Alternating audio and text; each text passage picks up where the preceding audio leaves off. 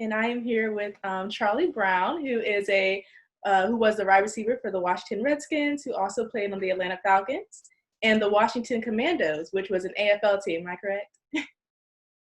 Yeah, that was an arena football team. Okay, awesome. In Washington, D.C., an arena football team. Yes, sir. Yeah. Well, now that you're here, I just want you to kind of just tell me about your journey to the NFL, the process that you went through. I know you were picked in the 8th round, if I believe.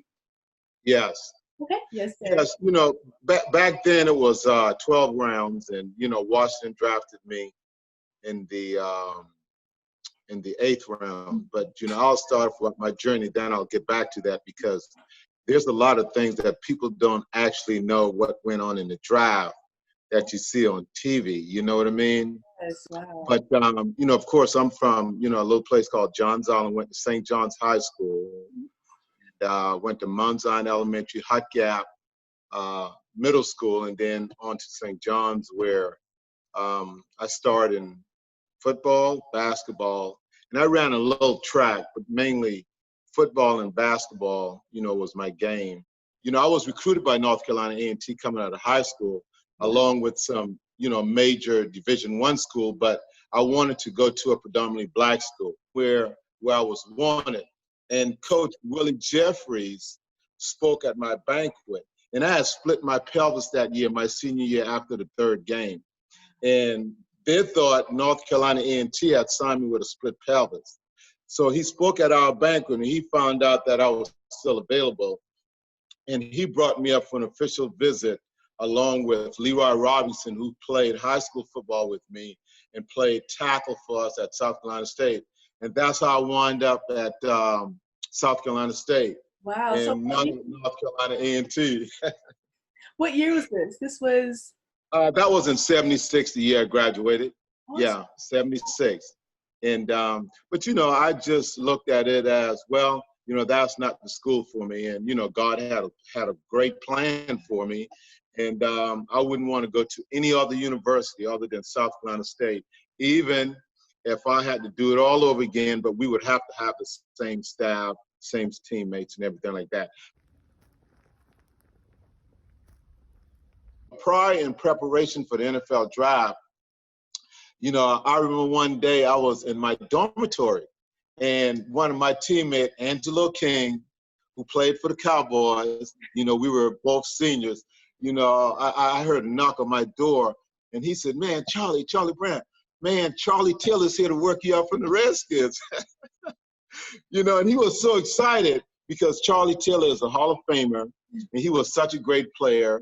And, I always looked up to Coach Taylor. Of course, I got drafted in the 8th round. And that was such a trying times for me because, I've sweated, I've worked hard, and this is where I always wanted to be as a kid.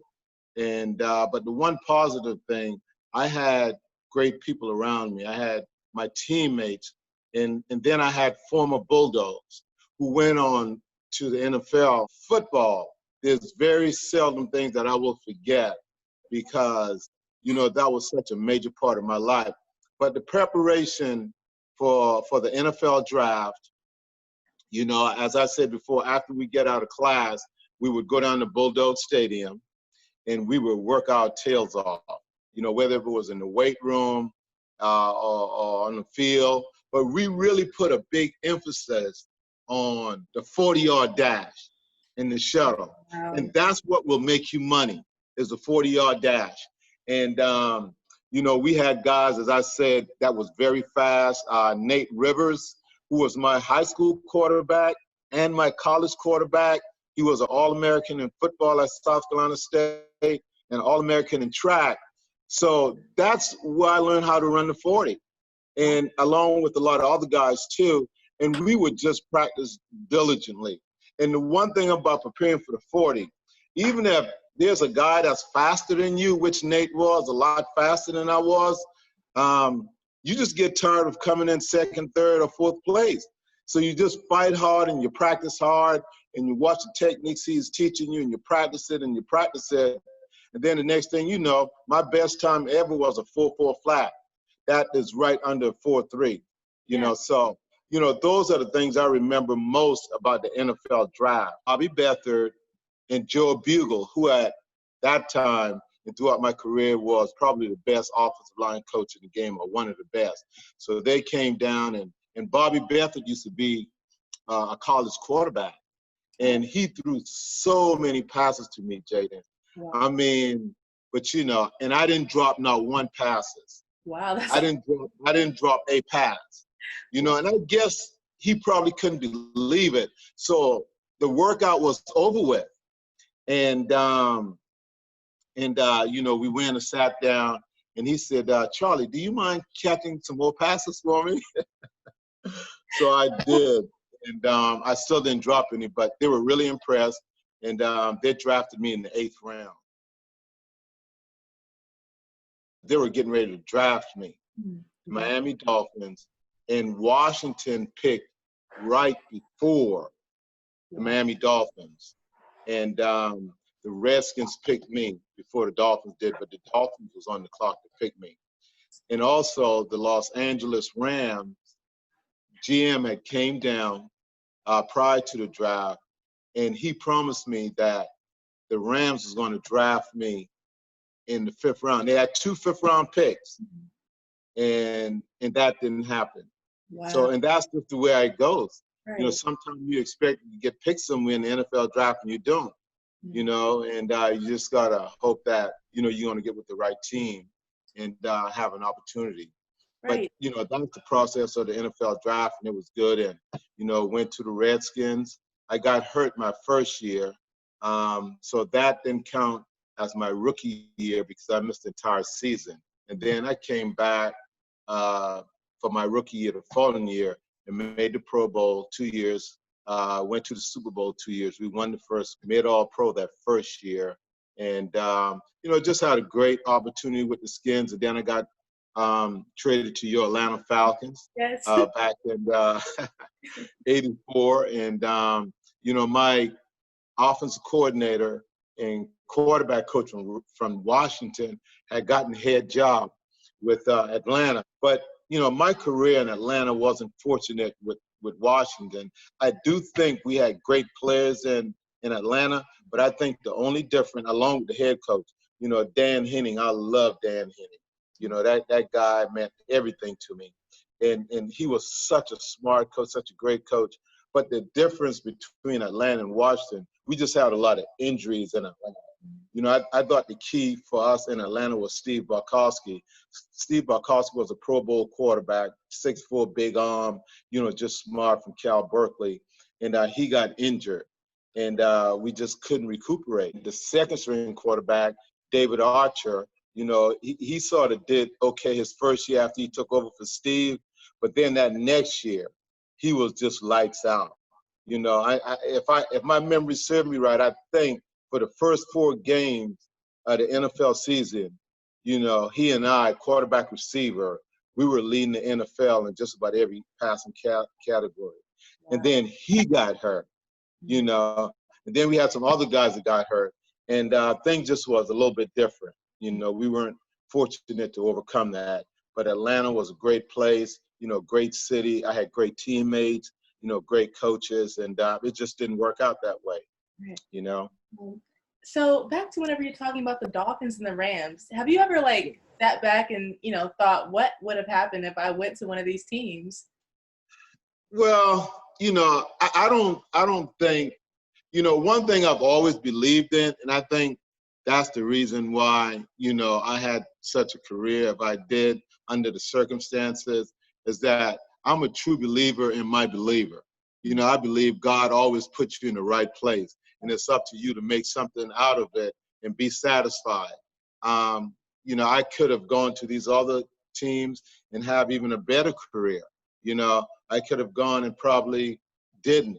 You know, so I was satisfied. You know, both those teams were lights out teams. The Rams was dominant in this certain way, and of course the Dolphins. You know, they had one of the best head coaches in the league. But it would have been pretty good to play with Dan Marino and Mark Clayton and Mark Duper in Miami. So obviously you enjoyed your time with the Redskins. You also won a Super Bowl, I believe it's Super Bowl 17. Yeah, 17. So Yeah. take me back to that day. How did that feel? What were the emotions like? Just what was it like on that day? Yeah, it's sort of undescribable because there's so many things that go through you with your emotion. You know, you always wanted to be on that stage. You know, that was a great feeling, and I could remember. You know, we played the Super Bowl in Pasadena, California, in the Rose Bowl, Wow. and you know we had over 103,000 people in that stadium. It was such a different feeling, you know, and just to have my teammates there, and you know we worked so hard, and we trying to get that ring, and trying to make extra money in the playoffs, because back then we weren't making a lot of money, nothing like today, of course. But I mean that, just leading up to the Super Bowl, all the festivities, leading up to the Super Bowl. I mean, it was just great. Oh, so the salaries. How Yeah. much, if you can give me an estimate, what was your average salary back then? Well, I'll tell you this. It wasn't a whole lot, but when I got drafted, my signing bonus was $10,000. Wow. Yeah, and my agent got 3,000 of that. Oh, wow. Yeah, and then my yearly salary was like 30,000, then 32, then 35. And players, wide receivers now are averaging about $5 million. Yeah. How do you think you would have been in this generation's league? Do you think you would have been better? Do you think you would have, some corners would have been harder to play against? How do you think you would have done in this generation's league? Well, I'm gonna be honest with you. I think I played against the best corners. Really? And I know in today's game, and I love watching the NFL. I love these younger athletes. They are so talented. But I love watching them from a receiver standpoint to a defensive back, offensive lineman, defensive lineman, linebacker. I mean, quarterbacks, running backs. I mean, I just love watching these young kids. But the guys that I played against, man, those guys were lights out. Probably the best corners I've ever played against was with the Raiders, Mike Haynes and Lester Hayes. And Lester Hayes is not in the Hall of Fame. I just can't see why. That guy was a cover corner, and he was great. And then there were the 49ers, Ronnie Lott and Eric Wright, which Eric Wright I think is probably the most underrated corner. Eric Wright was good. He was very good. He was a technician. He had good speed. He had great speed. I mean, he was long arms. And then there was Mark Haynes with the Giants. He was exceptional. And then there were Herman Edwards, who is the head coach now of Arizona State, and a guy named Roynell Young during the game. So when I got with the Redskins, I was ready for battle. Like I tell a lot of people, I was NFL ready, along with a lot of other my teammates from South Carolina State. And then when I got to the Redskins, here's the thing. This is the thing that really sort of elevate my intelligence as far as football, other than Coach Gibbs and Dan Henning and Charlie Taylor being great coaches. The Redskins was number one in pass defense when I got there. Wow. So I had to go up against that. So I knew if I can compete with these guys, I can compete with anybody on that level when you put my passion into being the best, and you have a lethal weapon when you have an offense like Joe Gibbs' offense. And you mentioned earlier, obviously you're an amazing wide receiver, an amazing NFL player. You mentioned earlier that basketball was kind of your thing too. I was wondering. Oh, God, yes. I was wondering. Basketball, oh man, I tell you what, I used to have dreams about me playing in the NBA, even when I was in the NFL.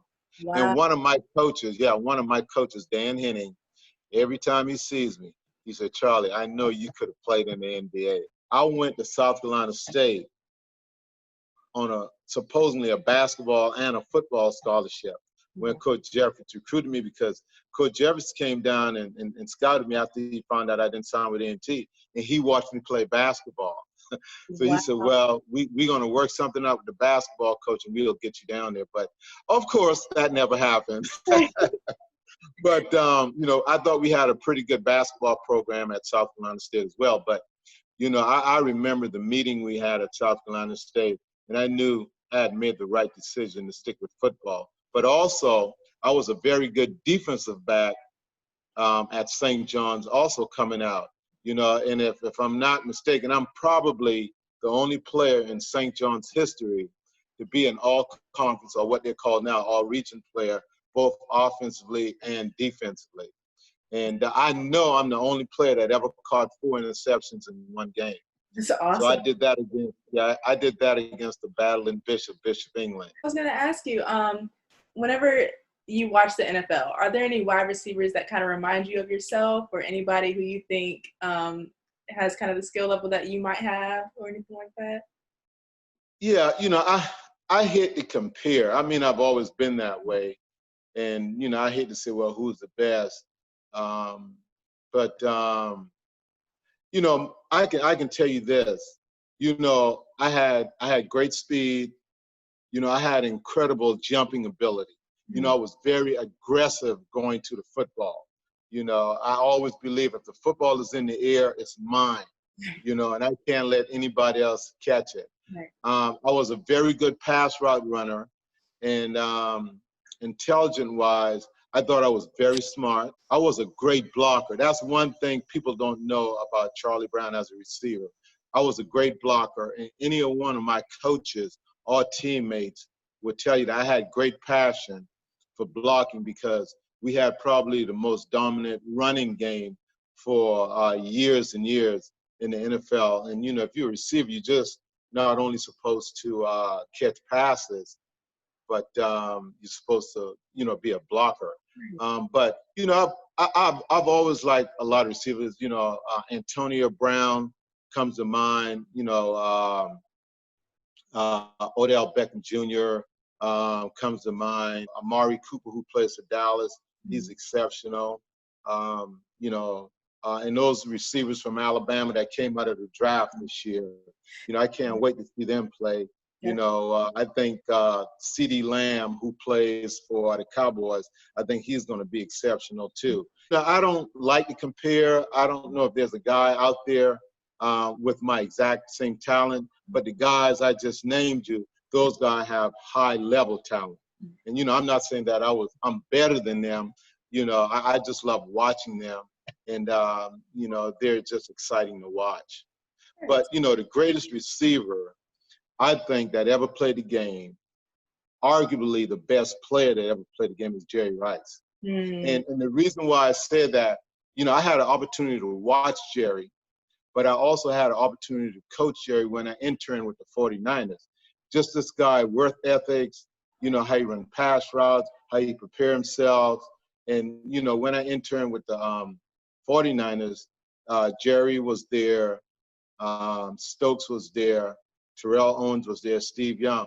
So I really saw how receivers really operate from a receiving core that was great. You know, of course, we had a great receiving core in Washington too, but it gave me a good insight on Jerry Rice. And he just stands alone. You know, I think Jerry Rice is number one, and everybody else is second after that or whatever. My idols were my coach at Washington, Charlie Taylor, the same guy who discovered me, and Paul Warfield. Now, Paul Warfield was my idol. I was a big Cleveland Browns fan. And Paul Warfield, you know, he wore number 42. Charlie Taylor wore number 42. And when I went to South Carolina State, that's the number I wanted, was 42. Yeah, but somebody else had 42, so I settled for 45. But 42 was my number because of Paul Warfield and Charlie Taylor. But Paul Warfield was my football idol. That's what really gave me the passion and the hard work, along with, you know, God's doing to, you know, really have success as a receiver in the NFL. Awesome. So I was going to ask you, now that with the addition of, you know, Ron Rivera and some other players that the Redskins have, how do you feel about this upcoming season? Are you confident in them at all, or see any changes happening? Well, you know, I like Coach Rivera. I thought he did a fantastic job with the Carolina Panthers. And I think he got a very good staff. I think he has an excellent defensive coordinator in Jack Del Rio. Trying to see if I have any more questions for you. I think you answered them all. Let's see. Oh, okay. Yeah, well, I appreciate you. I know I'm going to see you on the big screen somewhere, and that's one of the reasons why I wanted to do this interview, because interview will get you to that next step, Right. to that next level. So I hope things work great for you, and, I'll be having you in my prayers. Thank you. You too. And I really, really appreciate it. You don't know how much this means to me. So thank you.